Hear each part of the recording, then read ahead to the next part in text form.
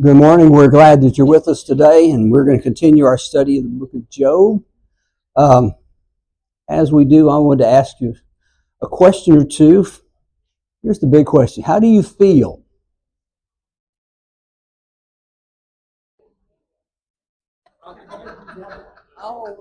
Old? Okay.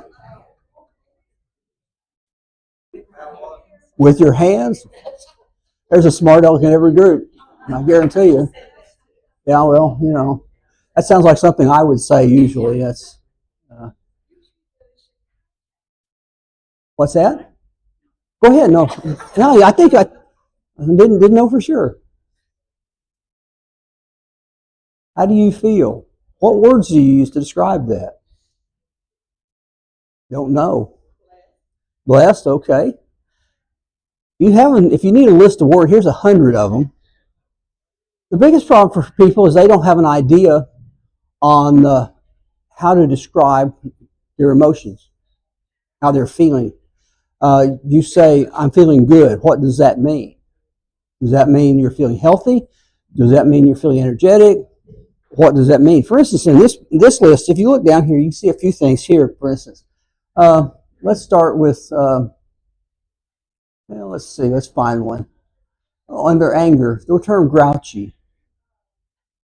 How do people feel when they feel grouchy? Tired? Okay. See, we usually talk about what contributes to the sense of grouchiness, don't we? That this is what makes us grouchy, but we don't know what goes into it. Let's try another one. Let's see. Let's do under fear, fidgety. What makes you feel fidgety? What is that feeling like?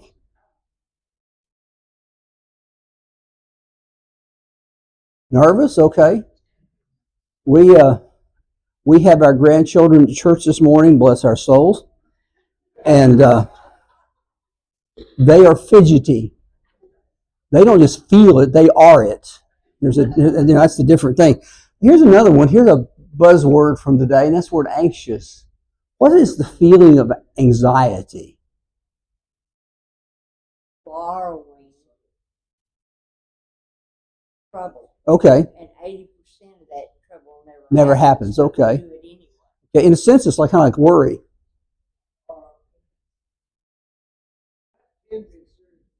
It can be a serious problem.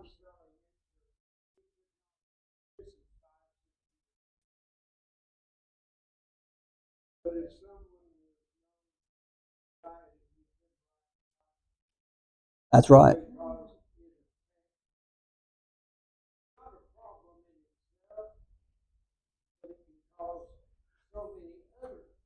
Mm-hmm.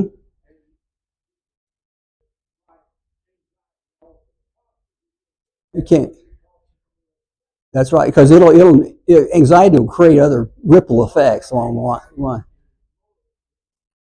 That's right. This is a case where I don't know if you know anybody that's felt great anxiety or not. So emotions are warning sirens that something's not right. Emotions are not. There's no such thing as right and wrong emotions. If you're going to feel it one way or another. It's the body's response to something. It perceives that something's going on. The problem is we have to interpret what's going on around us. For instance, several years ago, there was a young man here who he came up to me after I was preaching. He said, I could never do what you do. I'm too afraid. I told him, I said, let me tell you something. I said, the physical symptoms of fear and excitement are exactly the same. Your body responds to those two things completely different. It depends on the story you tell yourself. Are you excited or are you afraid? He said, He didn't know he was interpreting something. He saw a warning rather than a possibility. So, how would you describe Job's life after the first two chapters we've looked at? We looked at two chapters. How would you describe Job's life? Looks hopeless, okay? Doesn't look like anything's going to go any better than this, okay? Full of sorrow. There's a lot of sorrow. There's a lot of grief in all of this, of loss and things like that, okay? Tension? There has to be a amount of tension here. Got to be just a tremendous amount, because if it wasn't, there wouldn't be, Job wouldn't be struggling as much as he is. And so there's just this huge amount of tension that is there. And you think about this, and you look, and one of the things we know is that what has happened to him. Now, the last couple of lessons, we've looked at these things. There has been the loss of his family. All of his kids, 10 kids, wiped out in a single day in a terrible accident where a tower fell on them while they were feasting. How would you like to lose your family all in one day? There's the loss of security on the same day.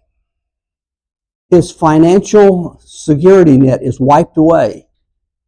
His fortune of flocks and herds are robbed from him and taken away, and he has nothing left in that. He has lost his health. We described last week where he's sitting in the garbage heap, basically scratching himself with the edges of broken pots. And then he lost his support. His wife is not helping him. She says, curse God and die. Not a lot of support. She is not as sympathetic as she could be, perhaps, and we explained that a little bit last week. But think about all of the things that have happened to him, the tremendous losses of his life, and he has nothing left to do.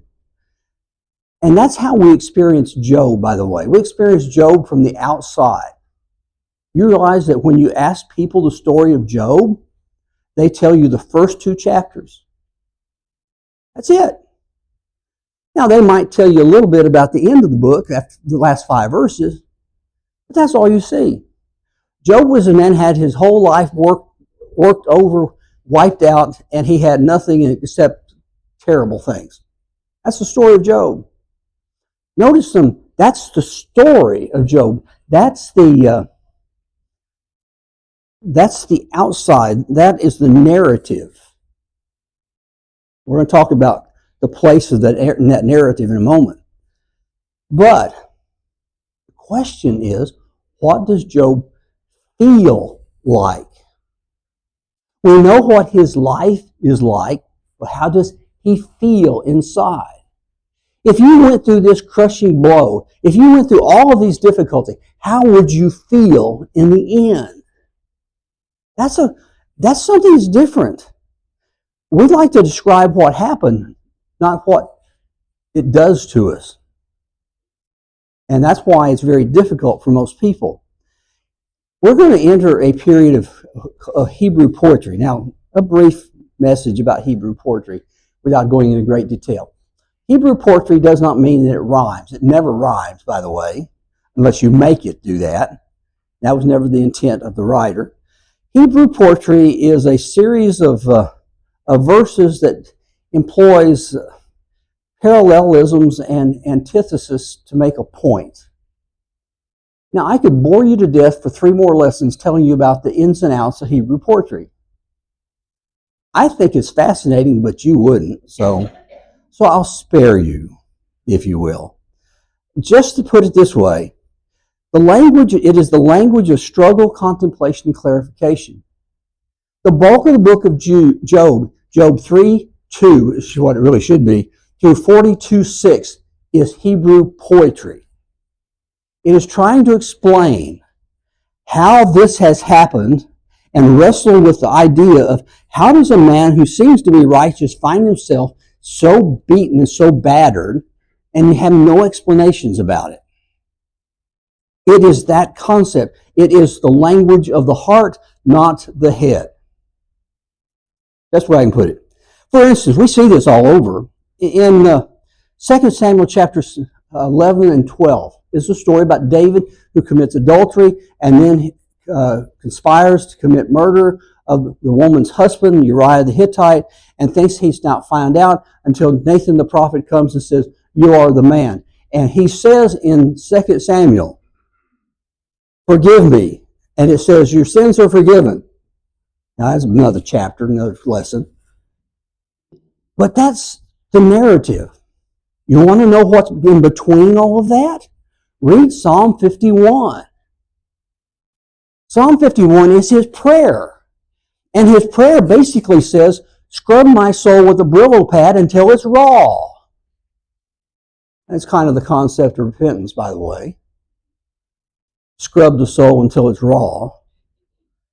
And that's where you find the struggle. Think about places like Lamentations. Lamentations is poetry. And Lamentations, Jeremiah sits at the city gate and he watches his people being carried off into Babylonian captivity with the backdrop of Jerusalem burning and the city destroyed. The temple's treasures are being carried in front of them away from where they should be. It's all written there. Why? He's struggling with the idea of the sorrow of the nation at that moment. You find it in Ecclesiastes. We know what Ecclesiastes says. A couple of phrases. Vanity of vanities, all is vanity. Life is empty. There is a season for everything under heaven. The birds did not come up with that as a verse. Now, you just missed that.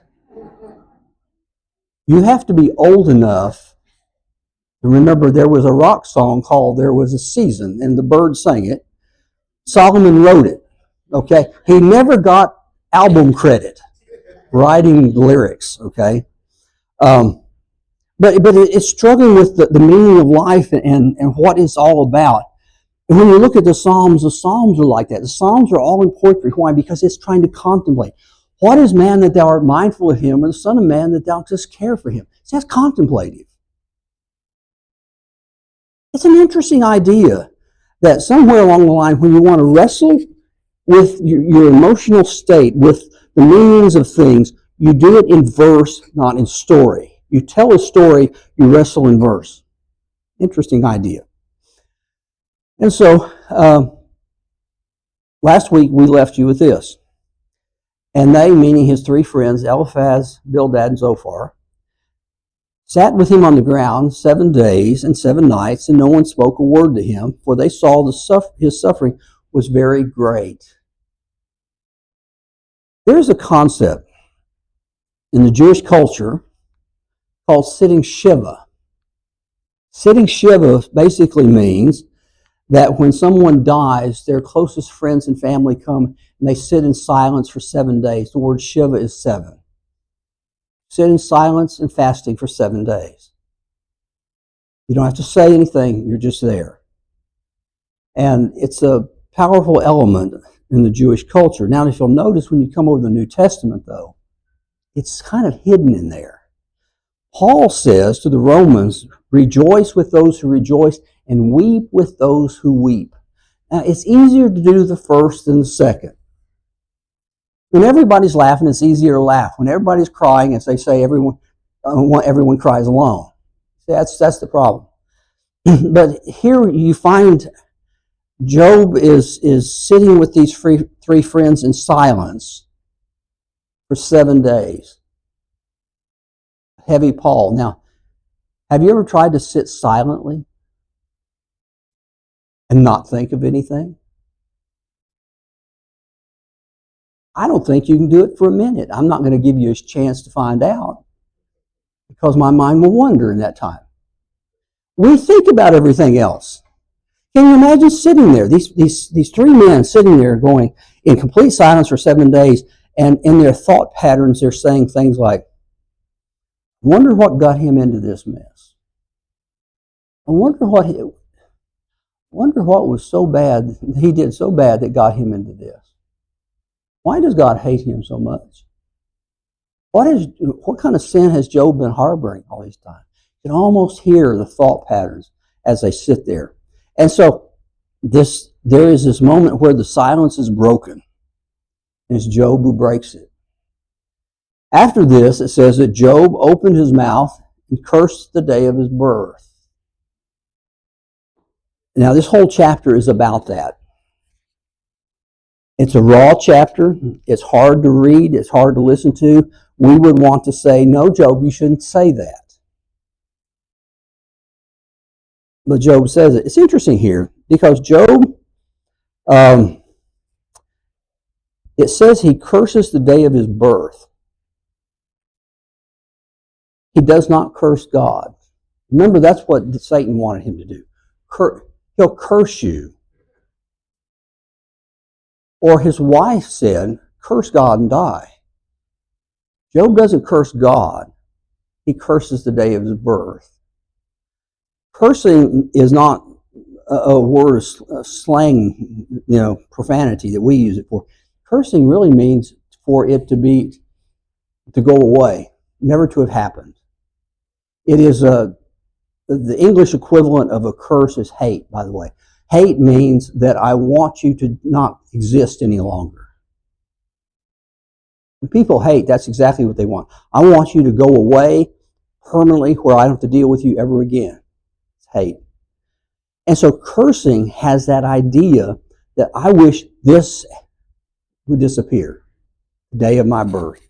That sounds like a familiar story. In 1946, Frank Capra made a movie out of a short story.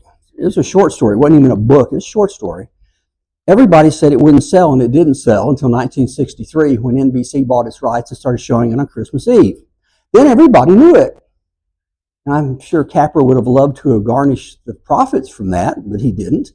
It's a story of a frustrated George Bailey. George Bailey was a young man who grew up and his dreams were shattered, and he was about to go to prison for a crime he did not commit.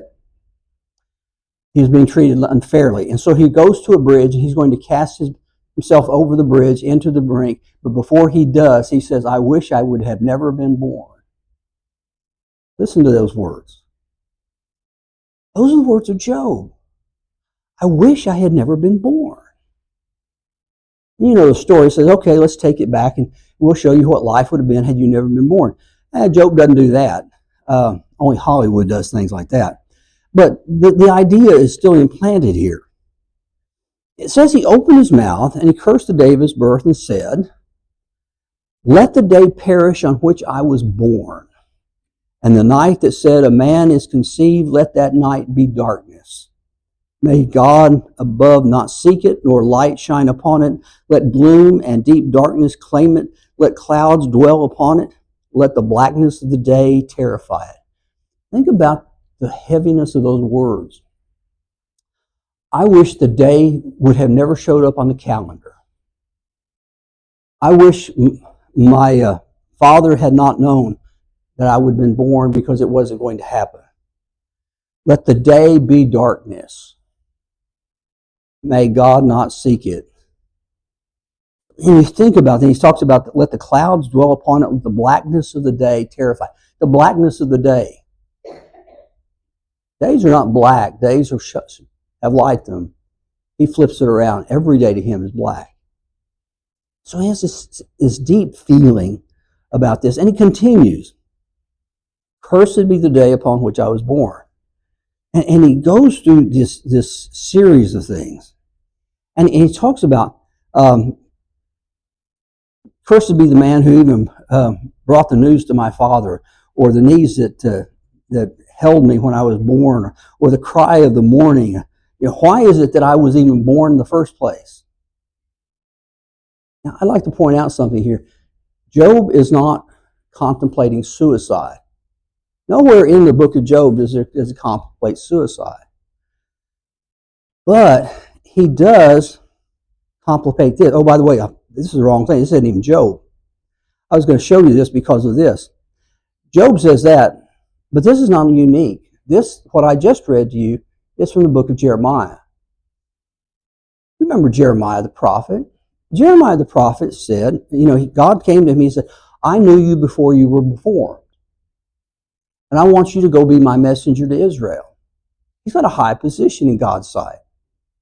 And yet when he gets into trouble, he says these things. He said, I wish I had never been born.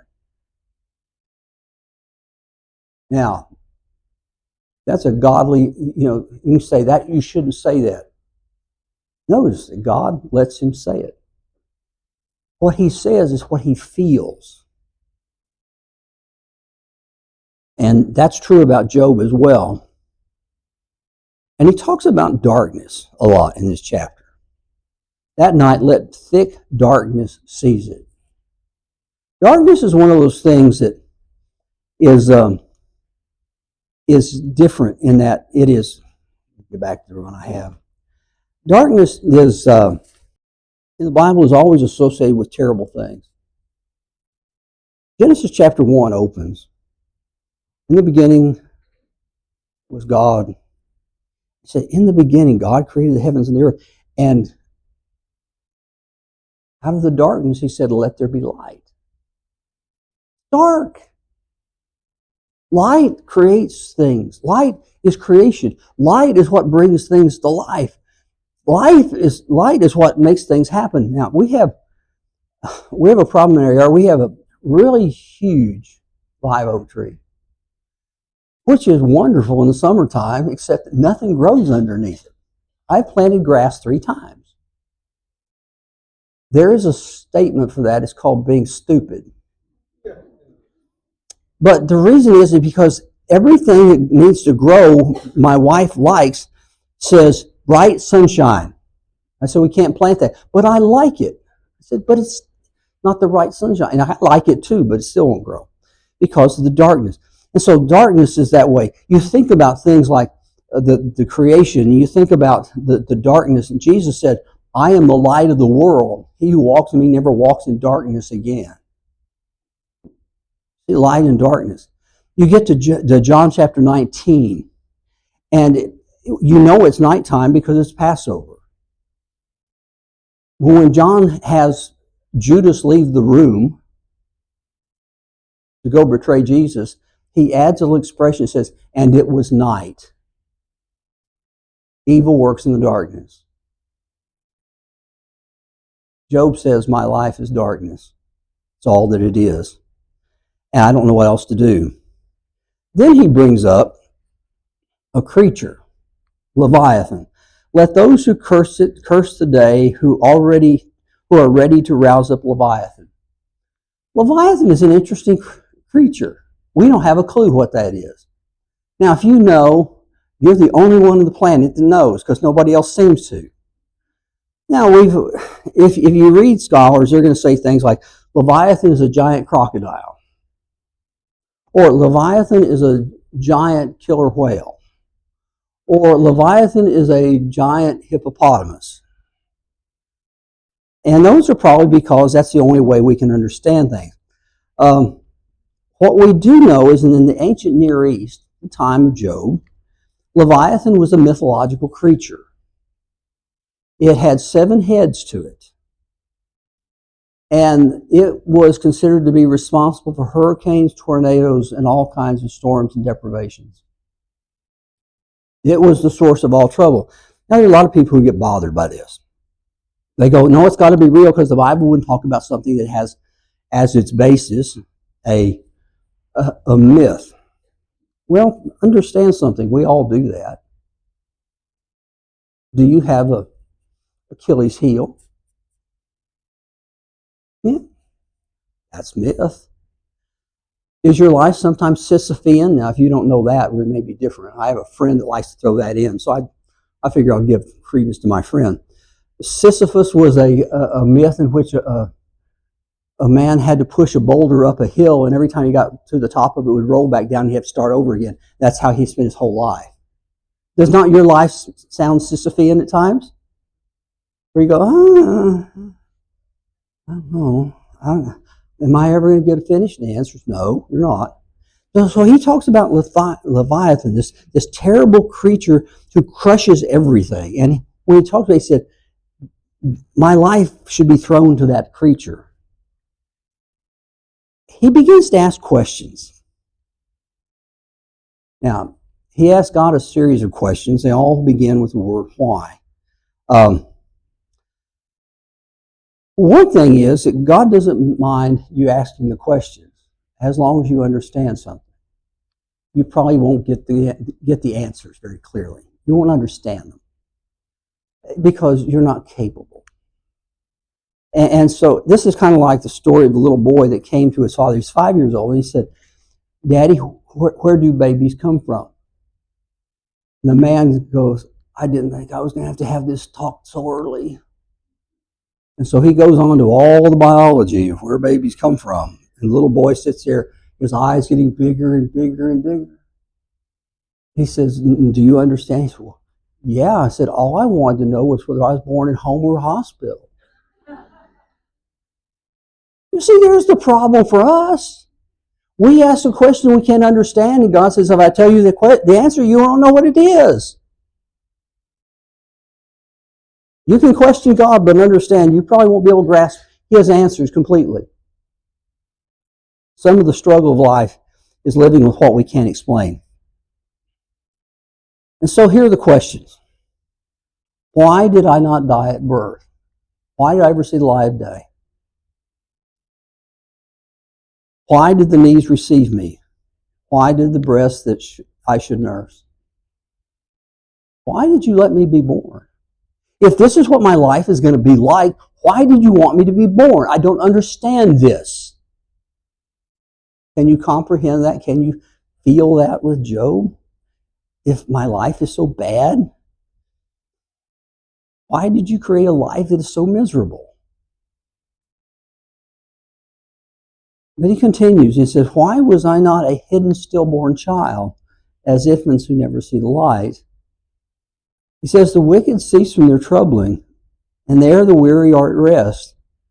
There the prisoners are at ease together. They hear not the voice of the taskmaster. The small and the great are there, and the slave is free from his master. Job says, if I were not to be born, at least I wouldn't have my burdens. I wouldn't be hurting as much. He says, I would have this relief from the suffering I'm going through. I don't know why I'm suffering it. I want relief from it. And the only way I know relief would come was if I didn't ever exist in the first place. If my future is dark already, see, here's what he's thinking. If my future is already dark, why not just go to the dark place in the first place? Yes. Okay. Let me see if I can answer quickly, because I'll answer more broadly as we get on there. First of all, I know what not to do. Here's what we tend to do, by the way. And you're right. We come out of this culture of joy in which we think you need to be blessed. Thank God for all the blessings you've been given, even though you've got drawn the short straw right now. Because and we'll say, you're much better off than most of the people, which is true. But I think the one thing you don't do is say, don't do that. Stop saying that. You don't need to do it. I remember I did a funeral one time. One of the earliest funerals I ever did. That was my first full-time work. And I had this elder who used to be a preacher. Sometimes those are not the best elders, by the way. But I remember they wanted him to help me. I always cringe when I need help. Because there was this woman, and I talked to her at length, and her mother died, and she was feeling a mixture of both grief and guilt. It's a bad cocktail, by the way. And I was young, but I could tell at least then. And I was just put my arm around her and tell her I loved her, that we'll get through this together, okay? Well, my elder, as we're standing at the casket, this woman comes and drapes herself over the casket and just sobbing. And then he goes over and he peels her off the casket and said, now, you remember your mom was in a better place and she wouldn't want you to cry like this, so dry those tears and move on. I thought, I want to slap you. I mean, I'm thinking, this woman needs the catharsis of this. She needs to feel all this because the only way she'd get through it. But now he said, you shouldn't feel like that. Whether we should or not, we feel like that. And I think to the short answer, you just need to accept the fact that feelings are feelings, and that if you can just listen to them, you'll be in good shape. I think as the class unfolds, you're going to see how that can play out. But I think that's my short answer. I don't know if that helps or not, but that's my short answer, and I'm standing by it. And so Job begins to keep his questions going. Why light? Why do I have light? I'm in darkness. Why does the sun come up in the morning? Why is light given to men whose way is hidden? If I can't see where I'm going, why do I need to see the way? I don't understand. And I like this passage. This is from Job chapter 1 and verse 10. We visited it a couple weeks ago.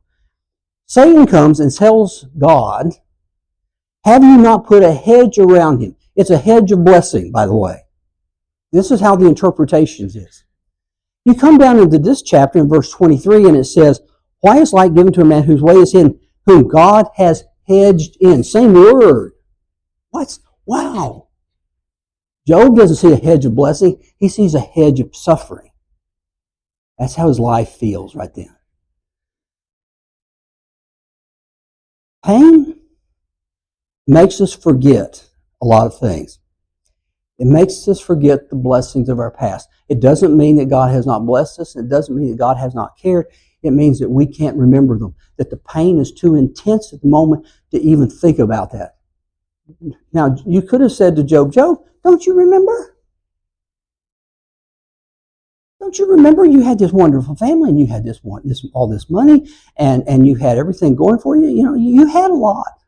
Now, the had there is the important part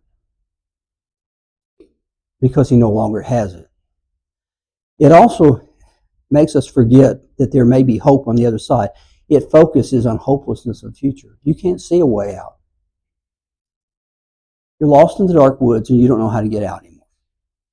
And that's what Job is struggling with in this book. So when you give pain a voice, what does it say? Well, it can talk in many ways. It can say, I'm alive in my body, but I feel dead in my spirit. I've known people who felt dead in their spirit. There's no feeling left. Just as much as if you took a pin and pushed it into a corpse's hand and they didn't feel a thing, you push a pin in their soul and they don't feel a thing anymore. That's a real possibility. Some people describe it as the winter of the soul. It's dark, cold, miserable. There are portions of this world, by the way, that if you go to the northern latitudes, wintertime is misery. The sun comes up about 9:30 in the morning and goes down at 3 o'clock in the afternoon, and the rest of the day is nothing but darkness and cold. It's always cold. Think about your life as being always dark and cold. We wouldn't like that. Yet, that's how this can be described. So what do you do about people in pain? We're going to experience people in pain all of our lives and in various stages of it. People in pain, they need a hearing. They need you to listen to them, not make speeches to them. Now, we're going to find out over the next 7 or 8 weeks, they make a lot of speeches that are totally ridiculous. Absolutely. They need somebody just to hear the pain that they're suffering. It's interesting that most people have a pain in their lives that they have no one to express it to. They have no one they can speak to and says, this is how I'm hurting. So the pain just gets more intense. They also need understanding, not answers. You know, as we talked about before, you need to understand where they are in their life right now. They don't need an answer to that. Now, if I were you, that's how we start. First of all, you're not them. Or when you say, I understand, no, you probably don't. You have parallel experiences, not the exact same experience. And you know, it's really hard because we don't know what to do with people. We don't know how to talk to people. And a lot of times it's just saying, tell me how you feel will be the most helpful thing. And just let them express it and gather it. And not try to give them an answer such as, well, the Lord is good and He'll bless you eventually. Or, you know, God needed an angel in heaven, so He took your loved one. Yeah, let's blame that one on God. Or, you know, every dark cloud has a silver lining. Not if you're in the middle of a thunderstorm, it doesn't. And so They don't need an answer. They need someone who'll just listen, hear, and understand them. And then finally, people in pain need a partner for the journey. One of the biggest problems I have seen with people who feel like Job does in this chapter is they have to walk the path by themselves. They don't have anybody who can really say to them, I'm here, whatever you want to say is okay. I'll accept it. You don't even say, I may not agree with it. I accept it. It's who you are right now. Yes. Yeah. The only problem I have with that, now I think you're right. I mean, that storms create deep roots, okay? I understand that. Next week, we're going to ask this question. Is it true when Galatians it says, whatever a man sows shall he also reap? If you're reaping difficulty, what did you do that was so bad that created this? See, that's part of what Job's going to have to face. It's not that he's growing stronger now. That's what the inevitable result of this is. I have never known too many people who have gotten out of bed in the morning while they're suffering terribly going, it's a great day because I'm going to grow so much today. I'm sorry, I've buried four parents, and I've never felt that way. Remember, that's right. Job does not know what God believes in him. That's the thing that's hidden from Job. The same hidden from us. God says he's a great guy. He can hold on no matter what. This is as far as you're going to go, but he can hold on. He doesn't know that. So he's being very human. And as he begins very human, his friends are going to start speaking when they really need to not be quiet. And that's what we're going to start up next week with Eliphaz. So thank you very much. We'll see you next week.